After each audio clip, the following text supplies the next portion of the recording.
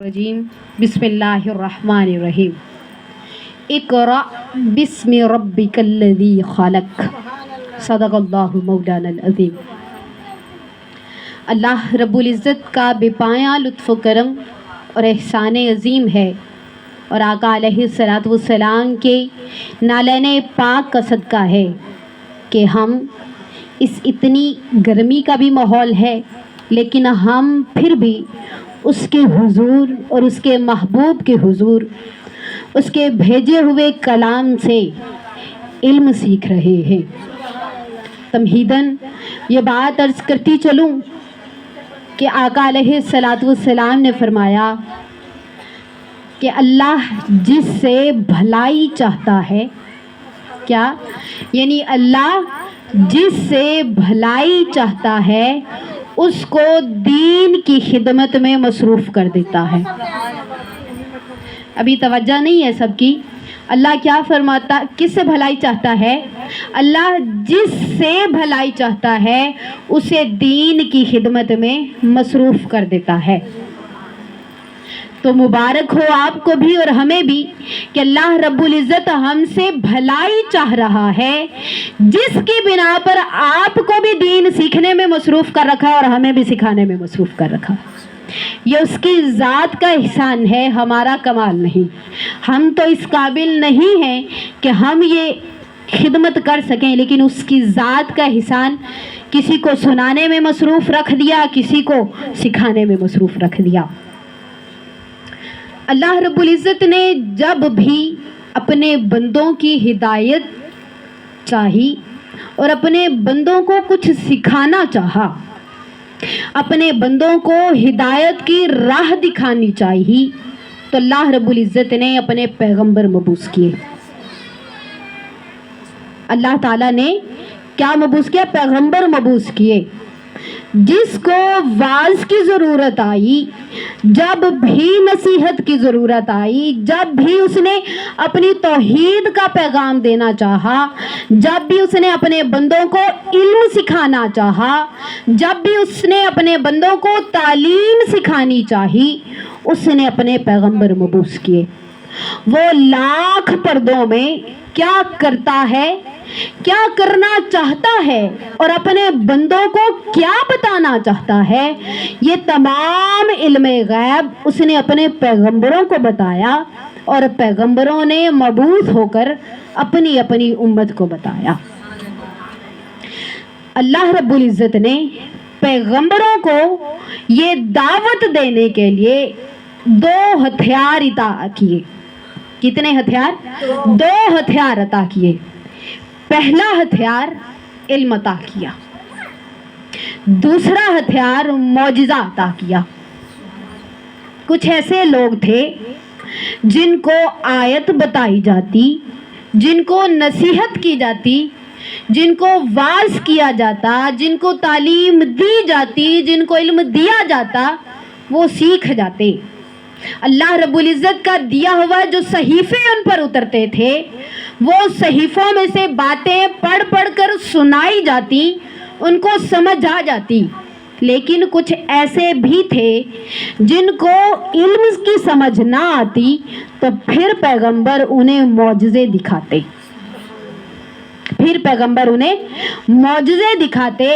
اس طرح پیغمبر علم کے ذریعے اور معجزے کے ذریعے اللہ رب العزت کی دی ہوئی تعلیم کو بندوں تک پہنچاتے تھے۔ اب وقت گزرتا گیا، انبیاء کرام آتے گئے، ہر کوئی اپنے علم اور معجزے کی بنا پر دنیا کو، بندوں کو، مخلوق کو علم سکھاتا گیا، اور وقت گزرتا گیا۔ وقت آیا، ہمارے پیارے نبی حضرت محمد صلی اللہ علیہ وآلہ وسلم کو مبعوث کیا گیا۔ ان کو کس پر مبعوث کیا گیا؟ کس طبقے پر مبعوث کیا گیا؟ ایک ایسا طبقہ جو جاہل تھا، ایسا طبقہ جو جاہل تھا، بے راہ روی کا شکار تھا، انہیں علم نہ تھا، انہیں تعلیم نہ تھی، انہیں شعور نہ تھا، جو ابو جہل جیسے جاہل لوگوں کا مرکز تھا ان پر مبعوث کیا گیا۔ تو سبق یہ ملا کہ اللہ رب العزت نے آقا علیہ الصلوۃ والسلام کو بے شعوروں میں مبعوث کر کے یہ سکھا دیا کہ سب سے زیادہ ضرورت ان لوگوں کو ہوتی ہے۔ جہاں پر علم کا زیادہ رجحان نہ ہو، علم کو وہاں پر پھیلانا ہی سب سے اہم بات ہے، وہاں پر ہی علم کا وسیع کر دینا زیادہ اچھا ہے۔ آقا علیہ الصلوۃ والسلام نے علم دیا، تعلیم سکھائی۔ وہ زمانہ جو ابو جہل کے نام سے، وہ طبقہ جو ابو جہل جیسے جاہلوں جیسے پہچانا جاتا تھا، اب وہ طبقہ ہے کہ پوری دنیا کی رہنمائی کرتا۔ اس کے پیچھے وجہ کیا تھی؟ آقا نے علم دیا تھا، تعلیم سکھائی تھی، بدلے میں کیا ہوا؟ وہ لوگ، وہ بدو، وہ جاہل، انہوں نے تعلیم سیکھی، آقا کے دیے ہوئے احکامات پر عمل کیا اور اب دنیا کی وہ رہنمائی کر رہے ہیں۔ انبیاء کرام کا سلسلہ ختم ہوا، آقا علیہ الصلوۃ والسلام کی ذات پر معجزات بھی انبیاء کرام کے ختم ہو گئے۔ جس طرح انبیاء کرام معجزے دکھاتے تھے، اب وہ معجزہ اس طرح جس طرح انبیاء کرام دکھاتے تھے، ولی بھی اس طرح معجزہ دکھا نہیں سکتے۔ تو معجزے کا کمال ختم ہو گیا، اب آگے کیا چیز بچی؟ اب دوسرا ہتھیار کیا بچا؟ ایک معجزے والا ہتھیار تو ختم، دوسرا ہتھیار کون سا بچا؟ علم کا بچا۔ دوسرا ہتھیار کون سا بچا؟ علم کا۔ تو اللہ رب العزت نے پہلی آیت قرآن پاک کی پہلی آیت فرمایا اقرأ بسم ربک الذی خلق، اے محبوب پڑھیے اپنے رب کے نام سے جس نے تجھے تخلیق کیا۔ اب سبق کیا ملا؟ اللہ رب العزت ایک جگہ پہ فرما رہا ہے کہ محبوب پڑھیے، اور پھر سال فرما رہا ہے جس نے تجھے تخلیق کیا، یعنی اللہ فرما رہا ہے میں نے تمہیں تخلیق کر دیا۔ اب تخلیق کا مقصد کیا تھا کہ اب پڑھو۔ تخلیق ہو گئی، انسان پیدا ہو گیا، مرج وجود میں آ گیا، انسان کا جسم بنا، روح بنی۔ مولا اب کرنا کیا ہے؟ اب کرنا یہ ہے کہ اب پڑھ لو۔ پتہ یہ چلا کہ انسان کی تخلیق پڑھائی کے ساتھ، علم کے ساتھ، تعلیم کے ساتھ جڑی ہوئی ہے۔ کیونکہ اللہ رب العزت نے فرمایا ہے اقرا، پڑھ، اقرا پڑھ بسم ربک الذی خلق، اپنے رب کے نام سے جس نے تجھے پیدا کیا۔ یعنی تعلیم اور تخلیق، علم اور انسان کا پیدا ہونا آپس میں جڑا ہوا ہے۔ جیسے ہی انسان کو پیدا کیا، ساتھ ہی فرمایا کہ پڑھ۔ اب دوسرا نقطہ یہاں سے کیا نکلتا ہے کہ اللہ رب العزت نے یہ بھی فرمایا کہ پڑھ اپنے رب کے نام سے۔ پتہ کیا چلا کہ اللہ رب العزت فرما رہا ہے جب بھی پڑھو، مولا کیسے پڑھیں؟ اپنے رب کے نام سے پڑھنا ہے، اپنے رب کے نام سے۔ اگر میرے نام سے پڑھو گے تو جاہلوں کو بھی بات سمجھ آئے گی، منافقوں کو بھی بات سمجھ آئے گی، اور کافروں کو بھی بات سمجھ آئے گی۔ انسان کے ذہن میں سوال یہ نا کہ مولا تو نے بتا تو دیا کہ پڑھ، مولا اب کیسے پڑھوں، کہاں سے شروع کروں؟ اللہ رب العزت نے فرمایا پڑھ اپنے رب کے نام سے۔ یعنی اگر میرے نام سے پڑھو گے، میرے نام کی برکت اتنی ہوگی کہ وہ ہر کے دلوں میں جاگزیں ہوتی جائے گی۔ جس کے دلوں میں زنگ لگا ہوگا اس کی میل دور ہو جائے گی، جس کے دلوں کو تالے لگے ہوں گے اس کے تالے ٹوٹ جائیں گے۔ مولا نے کیا فرمایا؟ اے محبوب پڑھیے اپنے رب کے نام سے۔ یہاں پر ایک اور واقعہ بتاتی چلوں، قرآنی واقعہ ہے، قرآن پاک میں ارشاد ہے کہ اللہ رب العزت نے جب انسان بنانا شروع کیا، جب حضرت آدم علیہ السلام کا پتلا بنانا شروع کیا، تو چونکہ فرشتے دیکھ رہے تھے اس عمل کو، اللہ رب العزت کبھی बदबूदार मट्टी गूंदता है, कभी बजती हुई मट्टी गूंदता है जिससे बदबू आती है, कभी उसके अंदर पानी डालता है, कभी कुछ डालता है। तो फरिश्तों ने सवाल किया कि मौला ये तू क्या बना रहा है, ये जिस तरह का तू बना रहा है ये तो दुनिया में जाके फसाद करेगा, ये तो शर करेगा। अल्लाह रब्बुल इज़्ज़त ने फरमाया कि ये तुम नहीं जानते, ये मैं जानता हूँ। वो सब कुछ तुम नहीं जानते जो मैं जानता हूँ। तो अल्लाह रब्बुल इज़्ज़त ने फरिश्तों से कहा, कुछ चीजें रख के हजरत आदम के पास, और फरिश्तों से कहा वो बहनें आकर इधर ही बैठेंगी, आप प्लीज थोड़ी सी तवज्जो मेरी तरफ रखिएगा। अल्लाह रब्बुल इज़्ज़त ने कुछ चीजें हजरत आदम के सामने रख के फरिश्तों से ये कहा कि फरिश्तों बताओ तुम्हें इन चीजों के नाम पता है? फरिश्तों ने कहा कि मौला हम नहीं बता सकते, तेरी जात ही खूब तर जानती है। तो अल्लाह रब्बुल इज़्ज़त ने फरमाया, ए आदम बता दो, सिखा दो इनको ये चीज़ों के नाम। यानी हम जो अफजल ठहरे, हम जो तमाम मखलूकात में से आला ठहरे, किसकी बुनियाद पर? इल्म की बुनियाद पर। उस इल्म की बुनियाद पर, वो इल्म जो हमें हलाल और हराम की तमीज सिखाता है, वो इल्म जो हमें खैर और शर की तमीज सिखाता है, वो इल्म जो हमें अखलाके हसना सिखाता है, वो इल्म जो हमें बड़ों के साथ बात करना सिखाता है, वो इल्म जो हमें कुरान, नमाज, दीन, ज़कात हर चीज से जोड़ के रखता है, वो इल्म सिखाता है। अब अगली बात सुनिएगा बड़ी गौर से, तवज्जो तलब बात, कि जब अल्लाह के नबी पर पहली आयत उतरी, और आयत क्या थी अभी मैंने आपके सामने अर्ज की, पता तब चलेगा कि तब जब आप लोगों को पता होगा कि वो कौन सी आयत थी। इक़रा बिस्मि रब्बिकल्लज़ी खलक, और मतलब क्या कि महबूब पढ़िए अपने रब के नाम से। जब ये आयत उतरी तो आका अलैहिस्सलातु वस्सलाम कहाँ गए होंगे? वो तालीमाते कुरानी लेकर, यानी पहली आयत थी ना, वो पहली आयत लेकर आप कहाँ तशरीफ लेके गए? आप पहली आयत, पहली कुरानी तालीमात लेकर हजरत अबू बकर के पास नहीं गए। आप वो तालीमाते कुरानी लेकर हजरत उस्मान के पास नहीं गए। आप वो इल्म लेकर हजरत उमर के पास नहीं गए। आप वो इल्म लेकर हजरत अली के पास नहीं गए। तो फिर कहाँ गए? ये हमारी खुशबख्ती है कि आप वो तालीमाते कुरानी लेकर सबसे पहले हजरत खदीजा के पास गए। सिखाना ये चाहा कि अगर मर्द की तालीम जरूरी है तो सबसे पहले औरत को तालीम देना जरूरी है। इसमें हजरत खदीजा का कमाल न था, बल्कि अल्लाह रब्बुल इज़्ज़त की जात का चुनाव था, और आका अलैहिस्सलातु वस्सलाम की मोहब्बत का कमाल था कि अगर तालीम की सबसे ज्यादा जरूरत पहले है तो वो औरत की जात को। तो यहाँ से पता ये चला कि अगर औरत अच्छी तालीम याफ्ता होगी तो बाद में मर्द आएगा। फिर अल्लाह रब्बुल इज़्ज़त ने कुरान पाक में जिस जिस जगह पर भी इल्म सिखाना चाहा, सिर्फ मर्दों को नहीं कहा।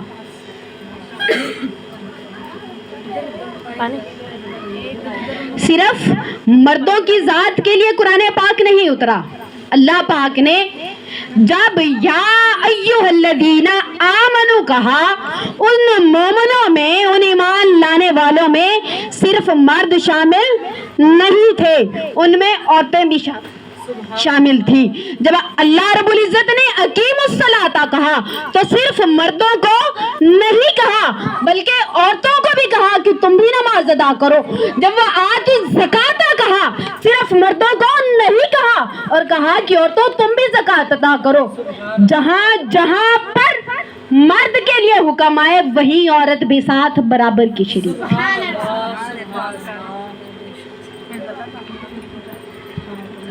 फिर आगे देखिए कि अल्लाह रब्बुल इज़्ज़त ने मर्दों के अलावा, यानी एक मर्द और औरत का मुसलसल चलता आ रहा है हुक्म, जहां पर या अय्युहल्लज़ीना आमनू आ गया, अल्लाह रब्बुल इज़्ज़त ने औरतों मर्दों को इकट्ठा کہتے گئے اللہ رب العزت نماز قائم کرو، زکوٰۃ ادا کرو، یہ حکم ہے، یہ حکم ہے۔ پھر اس کے علاوہ عورتوں کے لیے کچھ علیحدہ بھی تعلیمات دیں۔ وہاں پہ صرف عورتوں کو مخاطب کر کے کہا کہ عورتوں تم اپنے چہروں پر پردے اوڑھ لو، عورتوں تم یہ لباس اوڑھ لو، تم اس طرح کر لو، تم اس طرح کر لو۔ اور الغائص کہ اللہ رب العزت نے قرآن پاک میں عورتوں کے لیے، صرف عورتوں کے لیے ایک سورت اتار دی جسے سورۃ النساء کہتے ہیں۔ یعنی عورتوں، نساء عربی میں، عورت کو عربی میں نساء کہتے ہیں۔ اللہ رب العزت نے قرآن پاک میں سورت ہی عورتوں کے نام سے اتار دی۔ اب اس سے بڑھ کر عورتوں کی تعلیم کے لیے اور اہمیت کیا ہو سکتی ہے کہ اللہ رب العزت کی ذات و خود قرآن پاک میں عورتوں کے لیے ایک سورت مبعوث فرما رہا ہے۔ کبھی آدمیوں کے لیے الرجال کے نام سے سورت قرآن پاک میں موجود نہیں، اگر موجود ہے تو عورتوں کے لیے النساء کے نام سے، جس سے پتہ یہ چلا کہ جہاں پر ایک پڑھی لکھی عورت رہتی ہے وہاں پر معاشرہ بھی پڑھا لکھا رہتا ہے۔ ایک بھائی کے ساتھ ایک بیٹی کی تعلیم کا ہونا ضروری ہے، ایک باپ کے ساتھ ایک ماں کی تعلیم کا ہونا ضروری ہے، ایک شوہر کے ساتھ ایک بیوی کی تعلیم ہونا ضروری ہے۔ اور تو اور دیکھیے کہ اگر تاریخ میں چلیں تو حضرت فاطمہ الزہرا سلام اللہ علیہا آپ اتنے احادیث بیان کرتی ہیں۔ حضرت خدیجہ کو دیکھیے، ان کی تعلیم اتنی تھی کہ اگر بڑی تاجرہ اسلام کی دیکھی جائیں تو حضرت خدیجہ ہیں۔ اگر پھر تاریخ دیکھا جائے، کوئی بڑی معلمہ دیکھنا چاہیں، کوئی بڑی محدثہ دیکھنا چاہیں تو حضرت عائشہ صدیقہ کو دیکھ لیجئے۔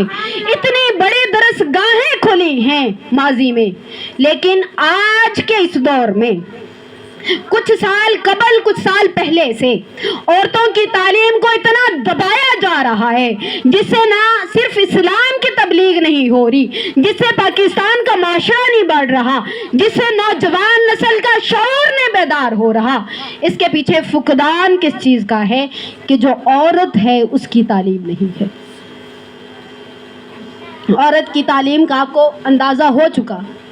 اس پرفتن دور میں، اس کٹھن دور میں، آج کے اس دور میں پروفیسر ڈاکٹر محمد طاہر القادری نے اس فقدان کو مد نظر رکھتے ہوئے آج جہاں جہاں پر مردوں کے درس عرفان القرآن کھلے ہیں وہیں پر عورتوں کے بھی درس عرفان القرآن کھلے ہیں۔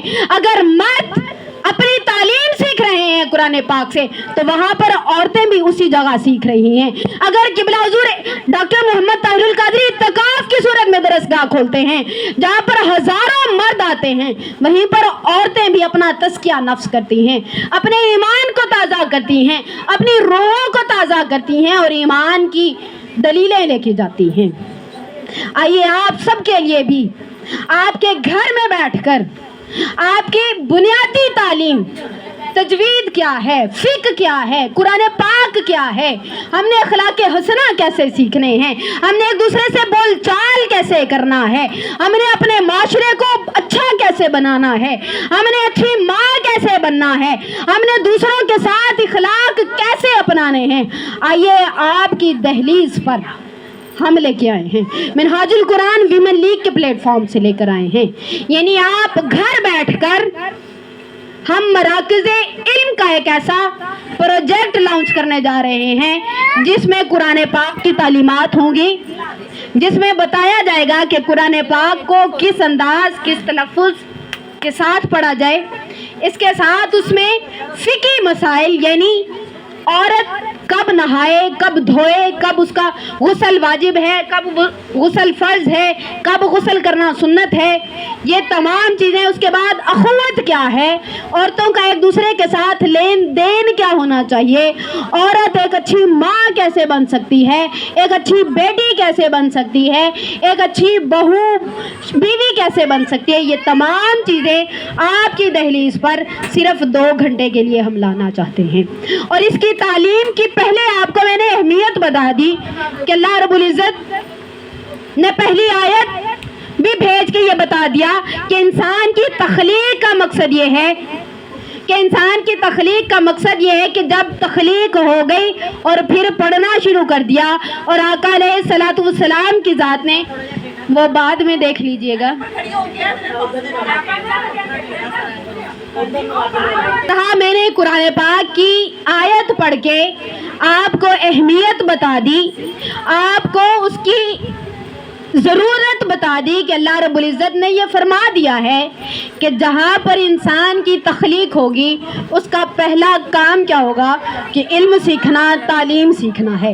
اور پھر اللہ رب العزت کے بعد آقا علیہ الصلوۃ والسلام کی ذات نے اور یہ چیز واضح کر دی حضرت خدیجہ الکبریٰ کے پاس آیت لے جا کر کہ سب سے پہلے تعلیم کا عورت کا ہونا ضروری ہے۔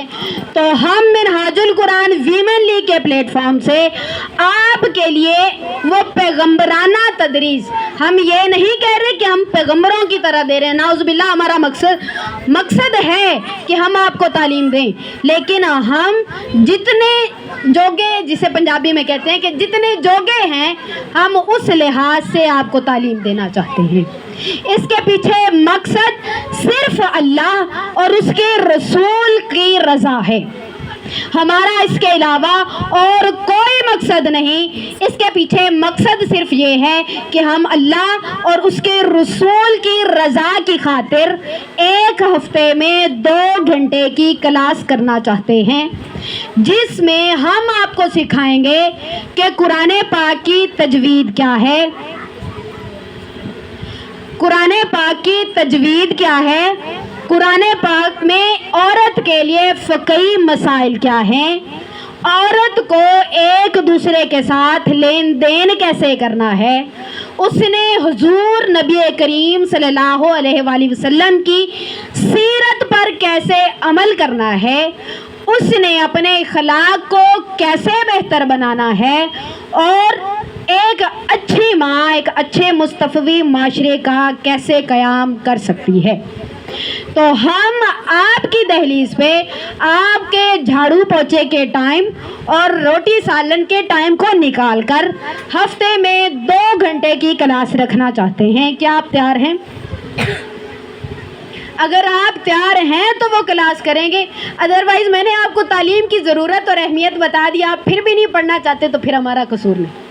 یہ اللہ پاک کی ہدایت ہے کہ اللہ پاک کی ہدایت اگر آپ کے دلوں میں جا گزری ہو گئی، کیونکہ میں نے آپ کو یہ بھی بتا دیا کہ اللہ رب العزت جس سے بھلائی چاہتا ہے اس کو کس میں مصروف کر دیتا ہے؟ دین سیکھنے اور سکھانے میں مصروف کر دیتا ہے۔ اور اگر آپ لوگ چاہتے ہیں کہ آپ لوگوں سے اللہ کی بھلائی ہو تو